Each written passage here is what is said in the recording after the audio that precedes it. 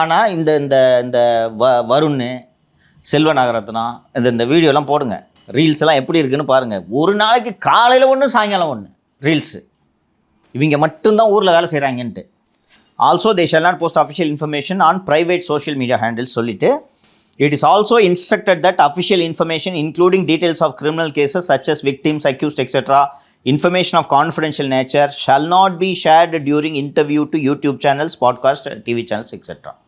Case சம்மந்தமாக எந்த விஷயத்தையும் இந்த யூடியூப்லையோ பாட்காஸ்ட்லேயோ எங்கேயும் பேசக்கூடாது என்று தெளிவாக இந்த உத்தரவை போட்டிருக்கிறார். போட்டுட்டு wherever necessary concerned officers shall flag it to their senior officers in hierarchy for vetting and obtaining clearance for participation in private functions and interviews.